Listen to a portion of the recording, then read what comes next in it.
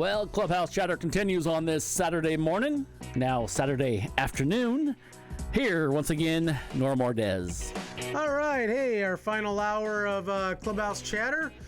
And so this will be the final hour for the month, as we are off for the entire month. We'll be doing some probably the best of. And our last guest for the day is Mr. Johnny Wilson.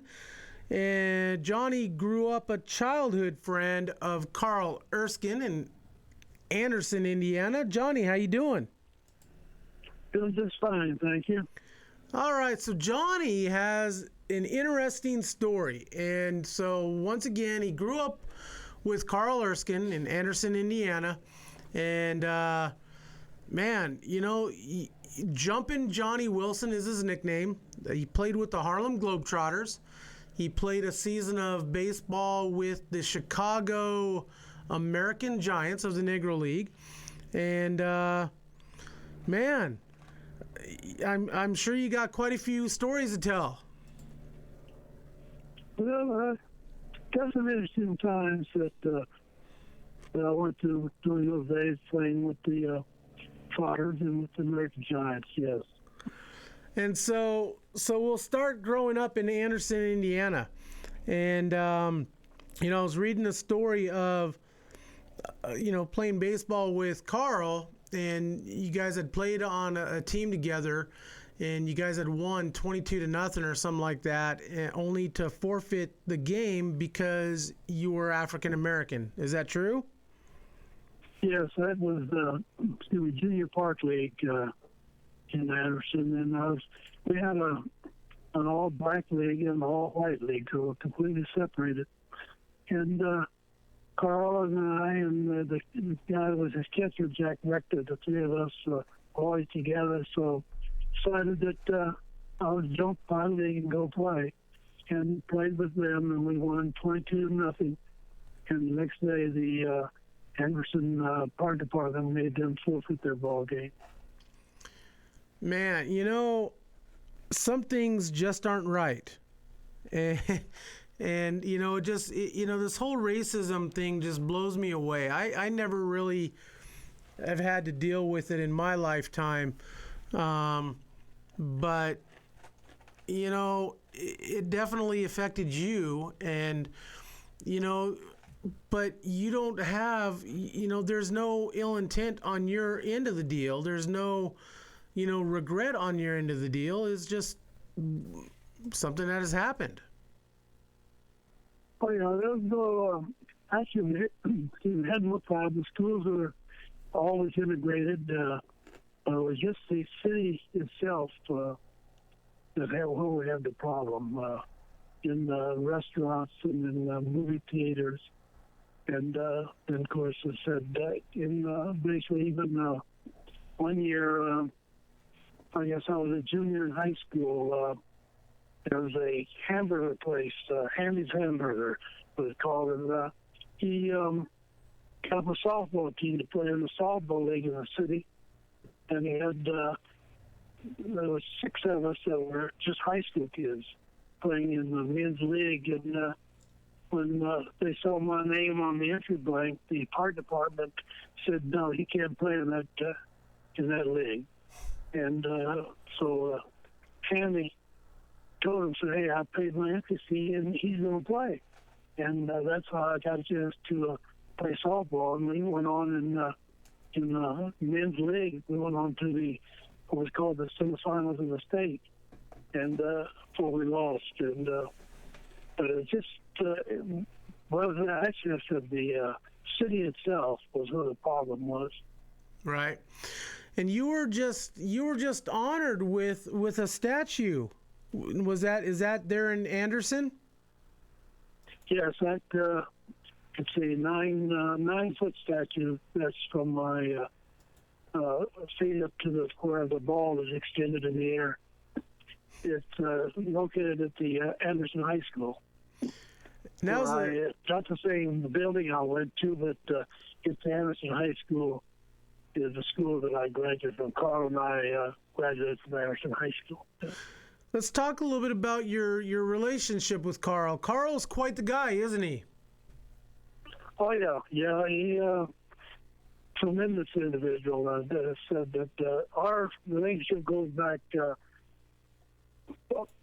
getting close to 80 years now. Wow. And it was Carl and another fellow named Jack Rector. Jack was a catcher on the baseball team when we played Junior Legion together. And Jack was catcher, Carl was pitcher. I was the first baseman. And I hung out at Carl's house a lot, awful lot. And his mom and dad were just beautiful people. And it's just that and we had this great relationship. And even with Jack Rector, when I was a sixth grader, I didn't have any shoes to play basketball in the grade school basketball league. So I asked him if I could use his shoes. And he said, well, I don't know. I asked my mom. I asked Mr. Rector. She says, well, Jack's not using them on Saturday morning. You can use them. So I'd go get them, go play the game, and drop them back off the house. It was just that type of relationship the three of us had through the whole time that we came up. I've had Carl on the show quite a few times. He's actually one of my favorite guests, and you know, I love the connection, having the connection with him of, you know, playing baseball back in the Boys of Summer days. And your relationship with Carl had prepped him for his relationship with Jackie Robinson. Yeah, that's what he said, that he had a situation that Jackie asked him about his relationship with other players on the Dodgers, and he said that in his practice that him and I had teamed up together, and it was just a situation that whenever, like Carl could be a member of the YMCA and Afro-Americans couldn't be, and but never one time in all the years that we associated did he ever tell me, John, I'm going to the Y, I'll see you later. He would never go when I was around. And then when we'd go to movies together, and in Anderson, I had to sit in a certain section, someplace in one movie theater upstairs, and the other two movies had to sit in the back 3 rows of the movie. And Carl and I would go, and he would come and sit where I had to sit, and thought nothing of it, just that it was just a normal thing for him. Baseball was your first love. Yes. And you played a season with the Chicago American Giants, and tell us a little bit about that season. Well, actually, I had tried out with the famous Cardinals Scout camp here in Anderson, and in the trial camp they had you ran races against everybody, and I ran everyone in the camp. Then I went up to the outfield. There's one fellow that threw the ball from the outfield better than I did, and he had the same name. His name was John Wilson. He was a white guy from New Town of Alexandria. And then they picked 2 people for each position, exception of catcher and pitchers. And they had 2 days of games, and I went to bat 11 times, had 9 hits, 4 home runs, 3 triples, and 2 doubles, and nothing was said. And several years after that, some guys I was teaching school with said that they asked if I remembered, and I told them yes. And one of the guys said, hey, one of those home runs you hit was off of me. But then after that, then the White Sox had me up to Comiskey Park for a tryout, and I went to bat twice and didn't get a hit, but I hit the ball exceptionally well. And they said nothing, and the clubhouse man asked me when I went up to turn back into uniform and he said that they said you couldn't hit. So I came on back to Anderson, and 2 days later I got a call from from the manager of the American Giants, asked me if I wanted to come up for a tryout on Sunday. So I came up that was just 3 days later. I went up and he put me in the 10th inning as a pinch hitter, and I hit a single to win the ball game. We played at Comiskey Park. And then the next morning, he picked me up and took me to the American Giants office, and I signed a contract with them. And then he took me downtown in the Loop, and I signed a contract with the Harlem Globetrotters for basketball the same day. And that's when I started playing with the American Giants. Growing up in Anderson, Indiana, who did you follow? Who were your favorite players, and what team did you follow? Well, actually, my baseball was just, I listened to games on the radio, but there was a guy that signed with the Yankees. His name was Joe DiMaggio. And when that name just fascinated me, and then I became a diehard Yankee fan, which I am still today. The only time I pulled against the Yanks was when Carl pitched against them. But I was a little disappointed in Carl one year because he struck Mickey Mantle out 4 times in one game, and that was. But that's the only time I pulled against the Yankees when Carl was on the mound. Do you still follow baseball today? Oh yes, I'm still a Yankee man. I've had a bad year, but I'm still a Yankee man. And who do you like watching in the game today? Do you have any players that you like to watch? Oh, I see any one of the Yankee uniform I like. Okay. But, then now the Cubs, I don't know exactly all the names. The Cubs got the manager from Tampa Bay. Yeah. I started wanting the Cubs to win because I felt that he is probably the best manager in baseball. And, of course, I lived in Chicago for 20 years, and just had to follow the Cubs quite a bit because Jack Brickhouse was a good friend of mine, and he used to get me box seat tickets anytime I wanted to go to the ball game. And then a kid named Rodney Scott, who's been to Montreal, he Cool Breeze. went to for a while. Yeah, Cool Breeze. Cool Breeze. I had Cool Breeze in Little League Baseball in Indianapolis, so I'd known him ever since he was a 11-year-old kid. I had Rodney. Cool Breeze, We had Rodney on the show a while back, and I'll tell you what, man, that guy could flat out play the game. He was exciting to watch. He was excited, but a lot of people didn't know that in Indiana, basketball is a big thing. Right. Rodney Scott was all-state basketball, all-state football, and all-state baseball. He was a tremendous athlete.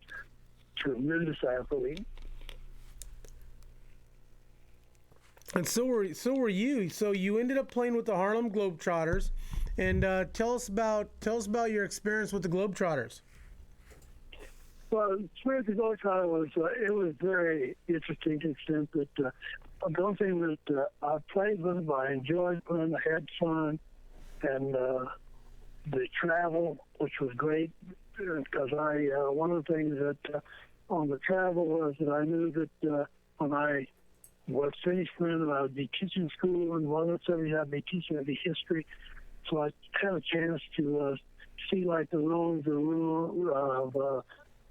Rome and Athens and just all the things of Europe and down to Australia and over China and all of it, which was very educational.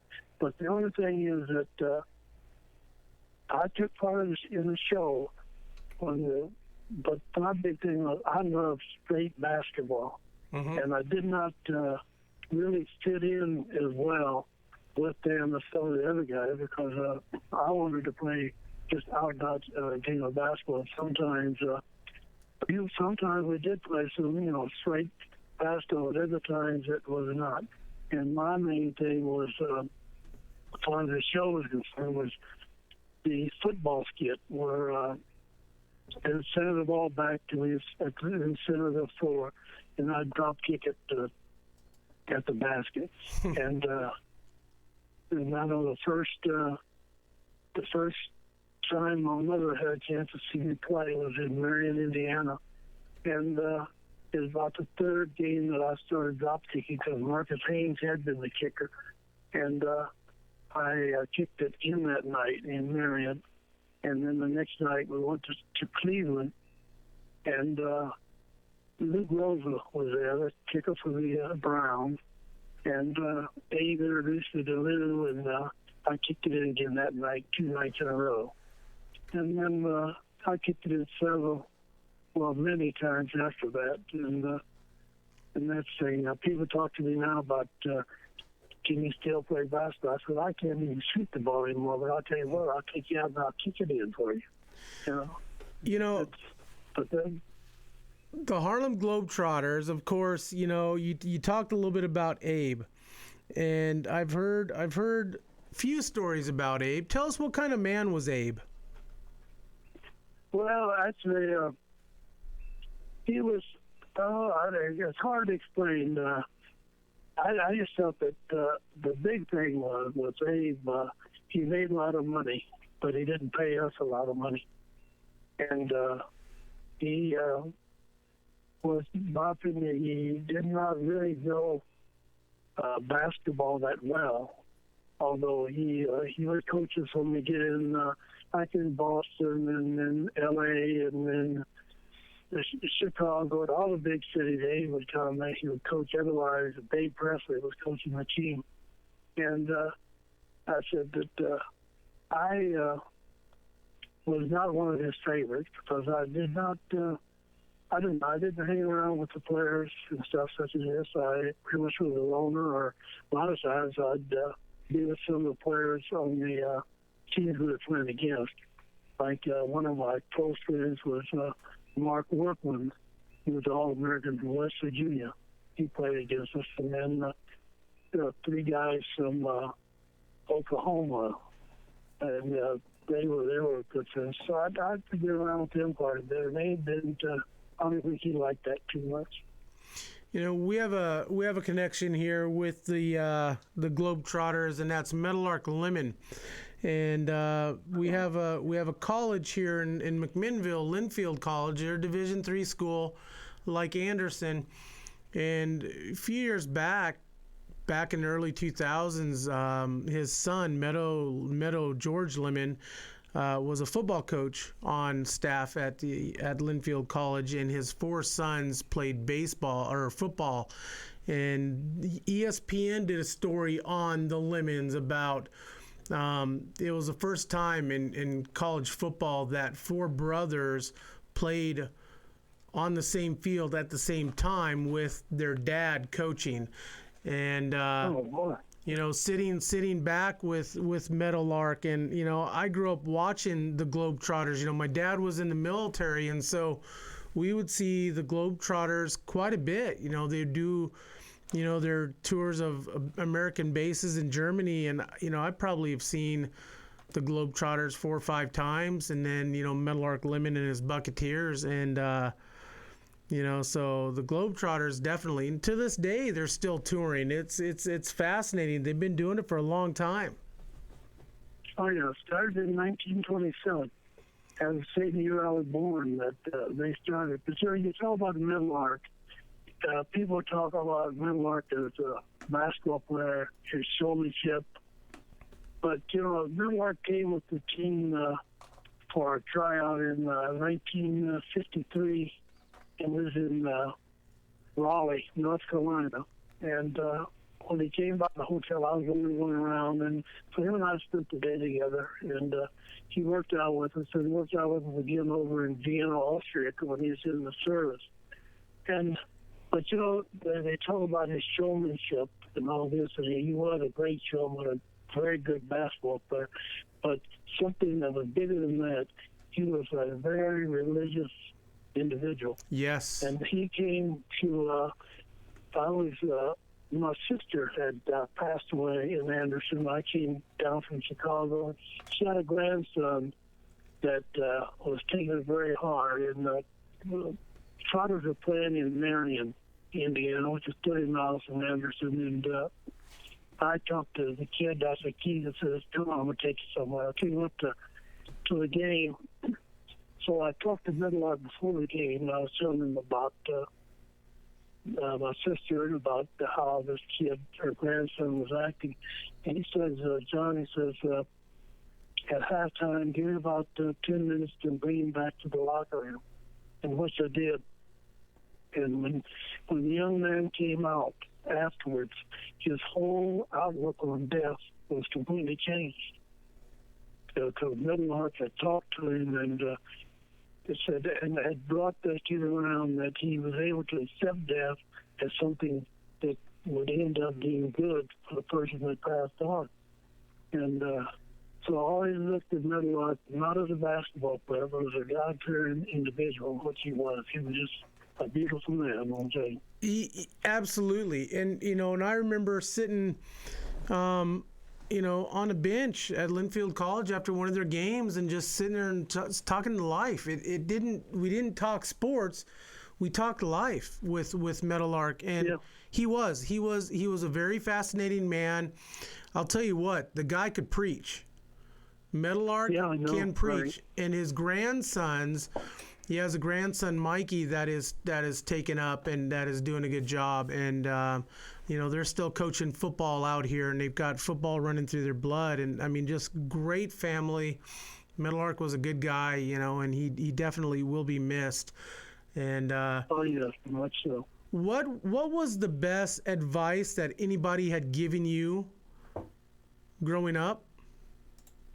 Well, actually, my mother, because the one thing that I've had success in basketball, especially through elementary school, right on into high school. And then in high school, my team won the state championship in Indiana, and I was named Mr. Basketball of the state. And my whole thing was to go to Indiana University to play for IU. And the coach came to one of the banquets, and they asked him if Wilson goes to IU, would he play basketball? And the coach looked right at me and said, "I don't think he can make my team." And so it bothered me some, but I went home and talked to my mom, and she said, "John, said, never worry about it. Says, it's their loss and not yours, because you can give them more than they can give you. And says you should never worry about going someplace where they don't want you." And this was the advice that I got from my mother. And then the other was from my high school coach. And the thing about him, Mr. Charles Cummings was his name. And Mr. Cummings came to Anderson, and then they wrote up in the paper, they said he was originally from Webb City, Missouri. And this is he came in town in 1942. And I said, "Oh, boy." So when I get into high school, there's no chance that I'll play basketball with the guy from Missouri. Because he just said, "Well, because up to that time, there'd only been 4 Afro-Americans ever played basketball in Anderson in high school." But then I started playing, but I played for him. And he was a tremendous individual. And he told me, the advice that he gave me is that my counselor in the high school, I told her the courses I wanted to take because I was going to college. And she said, "Oh, you don't want to go to college. You want to go out to General Motors and get you a good job, a janitor." And I said, "There's nothing wrong with being a janitor," but I said, "I'm going to college." And this coach is one that told me, he said, "John," he said, "I want you to take literatures. I want you to take some history. I want you to take algebra. And I want you to take some more history, And so he gave that and told me, he says, no matter what they tell you, nobody can ever tell you can't do what you want to do. So if you want to make it, just put your mind to it and you can do it." And this was the 2 people that gave me the best advice that I could receive when I was coming up as a youngster. Do you ever, and this question is kind of an odd one, but do you ever sit around sometimes and think, what if? What if that Indiana coach thought you were good enough to play for him? Because obviously you were good enough. Well, actually, I look at it this way. Sure, he felt that way. I thought I could possibly have made the team. And because the players he had on the team, a lot of them I had played against. And but I always look back at life and say that like in basketball and also in far as playing co-basketball in the league and playing baseball in the majors. If possible. I always said that no one kept me from making the team. They kept me from trying to make the team, because even if they give me a chance to try, that doesn't mean that I could have made it. I've never felt that anybody kept me from making something, because no matter how good you think you are, or how good people think you are, you've always got to prove it. And I didn't get a chance to try to prove it. So I never have come back and blame nobody for me not playing ball. I just blame people for not giving me a chance to try to play, because no matter how good you think you are, how good somebody else thinks you are, you've got to produce when you get that opportunity. That is true. So final question I have for you, I'm going to kind of put you on the spot. And so we'll see what happens. Do you have your harmonica handy? Do you have your harmonica handy? Can you play us a tune? Carl gave me a harmonica, and I've got that harmonica in a box upstairs. I have not made no attempt to blow it. Carl, as we were kids, Carl said, I played the harmonica all the time. I never heard him play the harmonica until we were adults that he was playing. I said, hey, man, where did you start playing that? And he said, oh, man, I did that all the time when I was a kid. I did not know me. I never do it. But we've been on a couple of programs at here in the city, and they have musical programs. They have us on there together, and he plays his harmonica, and I talk to him. That's all. I asked Carl, the last time we had Carl on the show, we asked him the same question, and he actually sat down the phone and went and got his harmonica, and he played Take Me Out to the Ball Game for us. And it was pretty amazing. They have it down to whenever Brooklyn, the team from Brooklyn comes in for the play against the Pacers. Carl goes down and usually plays the national anthem that day. And he's an amazing individual. I'm telling you, we just had a great time together. Right now we try to play golf at least once a week, and then we just occasionally I'll go. His church, they have evening service. Sometimes I'll go to that, and he's working on getting a situation where my church, which is the Allen Chapel AME Church, and his church is the First Baptist Church, is to have a service together. And it's he wanted to try to have it a couple of weeks ago, but it was the Memorial Day weekend, and they're pretty tied up. So he's working on with his minister and my minister to have a joint service together. He's just, I don't know, he's just a great guy. I mean, his wife, Betty, and I graduated the year after Carl. We graduated together. And then there's an amazing individual along with Carl, with their son Jimmy. Yeah. They have really done a tremendous job with the guy. And actually, tomorrow night, they're having a 4th of July parade downtown. And Carl, Betty, Jimmy, and I are going to be riding on the float in the parade together. Yeah. That's awesome. That's awesome. You're a special guy.